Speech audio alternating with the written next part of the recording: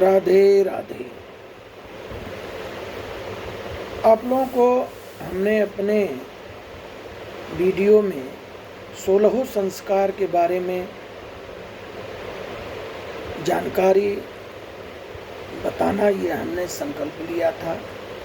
तो 2 एपिसोड हो गया। तीसरे में आज है प्रथम कि गर्भाधान संस्कार। देखिए, इसके विषय में हमारे ऋषि महर्षियों ने पूरी किताब लिख डाली है। उतना तो हम व्यक्त नहीं कर सकते, न उतना सक्षम हैं, लेकिन कुछ जानकारियां आप लोगों को दे रहे हैं। जैसे कि गर्भाधान शब्द,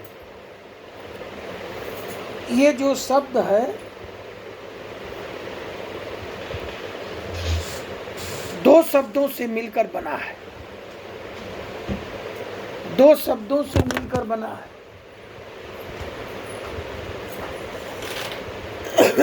एक गर्भ शब्द और दूसरा आधान।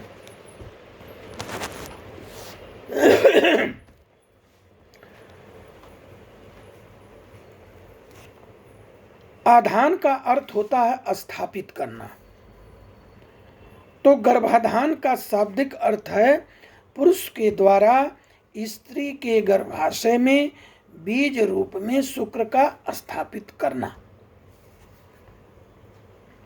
यद्यपि गर्भाधान जो है संस्कार कृत्य जो है ये बाह्य है, किंतु इसका पूर्ण प्रभाव संतान के मन, बुद्धि, चित्त और हृदय पर विलक्षण रूप से होता है।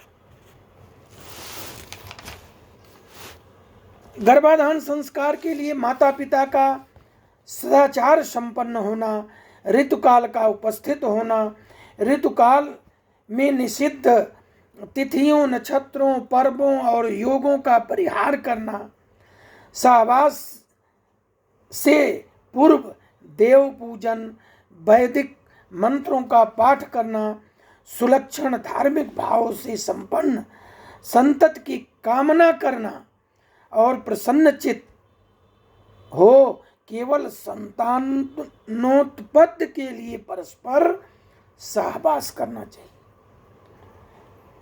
जो धार्मिक और मानस एवं शारीरिक क्रियाएं उनके फल के संबंध में बताया गया है कि इस प्रकार के गर्भाधान द्वारा पुरुष को बीज संबंधी जो दोष पाप वह नष्ट हो जाता है अगर वह मंत्रों के द्वारा करता है।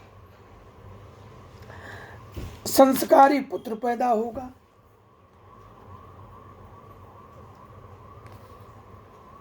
याज्ञवल्क्य के स्मृति में यह कहा गया है कि एवमेना समायाति बीज गर्भ समद्वम। इस प्रकार से संसार से जो संस्कार के द्वारा जो संतत स्वाभाविक रूप से संस्कार संपन्न और सुसंस्कृत होती है। अस्मित संग्रह में भी इन बातों का गर्भाधान के संस्कार के फल में बताया गया है कि निषेध काद वैजिकम जैनो चैनो गार्भिकम चाप मृज्यते क्षेत्र संस्कार सिद्धश्च गर्भाधानम फलम अस्मृतम। अर्थात पारस्कर ने अपने गृह सूत्र में लिखा है कि तामद्रो यथर्थ प्रवेशनम, वधू को उद्वाह कर ऋतुकाल में प्रवेश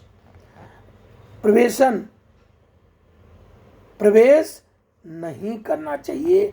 अर्थात यह संस्कार ऋतुकाल में निषिद्ध तिथियों को छोड़कर अन्य तिथियों में करणीय है। पितृऋण की मुक्त की इच्छा भी गर्भाधान संस्कार के पवित्र और आध्यात्मिक उद्देश्य से पितृऋण की भी पूर्ति होती है। ऐसा जो है हमारे ऋषियों ने, महर्षियों ने कहा है। गर्भधेयी श्रीवाली गर्भधेयी पृथ्वी के गर्भम ते अश्विनव देवावादताम पुष्कर अस्त्रजौ। गर्भाधान से पूर्व और पश्चात उनके मंत्र हैं, उनको मंत्रों को स्मरण एवं भारतीय आर्य चिंतन में ही यह संभव है और कहीं भी विश्व में इस प्रकार का प्रयोग कहीं नहीं है, यह केवल हमारे भारत में है। ये बहुत खुशी की बात है कि हमारे ऋषियों ने इस चीज को भी रखा कि हमारे संतान संस्कारमय और सुखी कैसे हों। दोनों की स्थितियां ऐसी। सुखपूर्वक प्रसव कैसे हो, इसका भी विधान बताया गया है। इसको भी कहा गया है, जैसे कि गर्भाधान के लिए शुभाशुभ समय है, उसका भी एक समय है। नक्षत्र, तिथि, लग्न के घंटांत, निधन तारा, जन्म तारा, मूल, भरणी, अश्विनी, रेवती, ग्रहण दिन, व्यतिपात जोग, वैधृत जोग, माता पिता के श्राद्ध के दिन, दिन के समय, परिघ योग, आदि का आधा भाग, उत्पात से दूषित नक्षत्र, जन्म राशि, जन्म नक्षत्र से 8वां लग्न, पाप युक्त नक्षत्र, लग्न, भद्रा, खष्टी, चतुर्दशी, अष्टमी, अमावस्या, पूर्णिमा, संक्रांति और संध्या के दोनों समय, मंगलवार, रविवार, शनिवार, रजो दर्शन से आरंभ के 4 दिन, ये सब पत्नी गमन में वर्जित हैं। इन दिनों में पत्नी गमन करने से संस्कार युक्त पुत्र नहीं उत्पन्न हो सकता, इसलिए इनका ध्यान देना चाहिए। गर्भाधान के समय भावना भी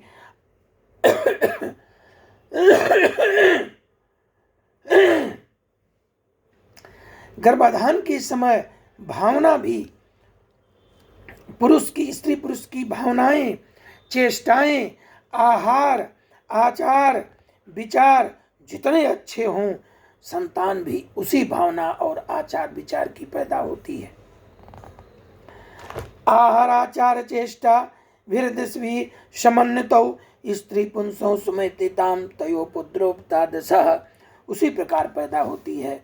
जो माता पिता देवता ब्राह्मण का सत्कार करते हैं, शौच पवित्रता का ध्यान धारण करते हैं, सदाचार का पालन करते हैं, उनके पुत्र जो है संस्कारी पैदा होते हैं। गर्भिणी स्त्री अब इसके बाद इन विकारों को दूर कर अच्छे समय में गर्भाधान करने की बाद सुयोग्य, उत्तम चरित्र से संपन्न, गुणवान, धर्मात्मा, पुत्रोत्पत्ति का भाव रखना से संस्कारी पुत्र पैदा होते हैं। अब गर्भ अगर धारण हो गया तो स्त्री को भी बहुत सी चीजें न खानी चाहिए, न सुननी चाहिए, न पीना चाहिए। जैसे स्त्री को राजस तामस भावों से बचना चाहिए, सात्विक भावनाएं करनी चाहिए, अश्लील दृश्यों को नहीं देखना चाहिए, सात्विक देव दर्शन, संत दर्शन आदि करना चाहिए, गंदे गीत गाना सुनना दोनों छोड़ देना चाहिए। रामायण, भागवत, सात्विक ग्रंथ पढ़ना सुनना चाहिए। राजस, तामस, मांस, मदिरा, अंडा, प्याज, लहसुन आदि जो तीक्ष्ण मिर्च मसाला छोड़कर सात्विक दूध, घी, दाल, रोटी आदि शुद्ध भोजन करना चाहिए। गर्भकालीन भावना का संतान पर प्रत्यक्ष प्रभाव पड़ता है, इसलिए गर्भवती स्त्री को चाहिए कि शुद्ध सदाचार, सत्संग, सदग्रंथों का अध्ययन कर शुभ दृश्यों को देखें और गर्भकाल में प्रहलाद की माता कयादि देवर्षि नारद जी के आश्रम में रहकर नित्य हर चर्चा सुनती थी। इससे उसका पुत्र प्रहलाद भक्त हुआ और सुभद्रा के गर्भ में अभिमन्यु अपने पिता अर्जुन के साथ माता की बातचीत सुनकर के चक्रव्यूह भेदन की कला सीख ली। इसलिए गर्भावस्था में स्त्री की जो दिनचर्या हो वो बहुत ही धार्मिक हो, वेदानुसार हो और सत्य पर आधारित हो। इसलिए आज मैं बातें तो इसमें सुश्रुत संहिता के अनुसार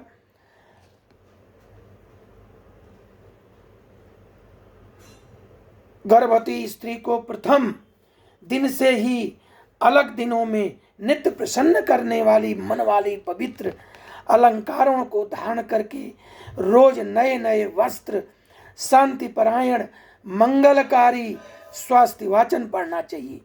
देवता, ब्राह्मण, गुरु की सेवा करना चाहिए। मलिन, विकृत, हीन अंगों का स्पर्श न करें। दुर्गंध और बुरे युक्त दृश्य न देखें। न क्रोध और भय से निंदित पदार्थों को न छुएं। ऊंचे से न बोलें। जो कानों को सुंदर न लगे उस चीज को न सुनें। बार बार अपने अपथ्यों को शुद्ध खान पान करें, अपथ्यों को छोड़ दें। शैया आसन पर कोमल बिछे हुए जो बहुत ऊंचा न हो उस पर शयन करना चाहिए। इस प्रकार से बहुत ही अच्छे ढंग से हमारे ऋषियों ने समझाया। सब मिला करके ये निश्चित है कि हर खराब काम नहीं करना चाहिए। जैसे मुंडन पिंडदानम च प्रेत कर्मम च सर्वशः न जीवित प्रत्यक सर्व कुर्याद गुरुविणी पत्रेव च। जैसे कि गर्भिणी जो है पति के मुंडन पिंडदान प्रेत क्रिया में भाग न ले, उसका पिता अगर जीवित है तो ये कर्म उसे ही करना चाहिए। अगर ऐसी अवस्था में होती है तो ब्राह्मण के द्वारा कराना चाहिए। समुद्र में जल में स्थान, ज़्यादा गहरे पानी में नहीं जाना चाहिए। विभिन्न प्रकार की हमारे ऋषियों ने नाखून काटना, जिद्याद करना, गृहारंभ, गृह कलेश, ये सब चीजों से बचना चाहिए। गर्भिणी की एक अभिलाषा, यह पति का धर्म होता है कि गर्भिणी की अभिलाषा को दोहद कहते हैं। अगर गर्भिणी की अभिलाषा है कि हम कुछ ये खाना चाहते हैं तो पति का धर्म है कि उसको कहीं से ले आकर के उस चीज को उसको खिला। उसकी इच्छा है, वह बच्चे से उत्पन्न इच्छा को अपनी इच्छा व्यक्त करती है। इसलिए वह जिस प्रकार कामना करती है उन्हीं पदार्थों के समान शरीर, आचार, स्वभाव वाली संतान भी उत्पत्ति होगी। इसलिए सुंदर, सुगम हर चीज पर ध्यान करना चाहिए। ये बराबर ध्यान दें। याज्ञवल्क्य स्मृति में कहा गया है कि द्रव हृदयस्या प्रदानेन गर्भो दोषवाप्नुयात् वैरूप्यम मरणम वापि तस्मात् कार्यम प्रियम स्त्रिया। कहने का मतलब कि गर्भिणी की अभिलाषा न पूरी करने से गर्भ दोष युक्त हो जाता है, विकारग्रस्त हो जाता है और नष्ट हो जाता है। अतः उसकी इच्छा पूर्ण करना चाहिए। खान पान, सम्मान, शयन, जिस प्रकार की उसकी इच्छा है उसको पूर्ण करना चाहिए। अगर उसकी इच्छाएं थोड़ी सी हटके हैं तो उसको समझा बुझा के उसका कार्य निष्पादन करना चाहिए। बोलिए कृष्ण भगवान की जय। तो आज गर्भाधान संस्कार के बारे में हम बताए। इस प्रकार से हमारे ऋषियों महर्षियों ने गर्भाधान की एक व्यवस्था बनाई थी, उसे सबको ध्यान में रखना चाहिए।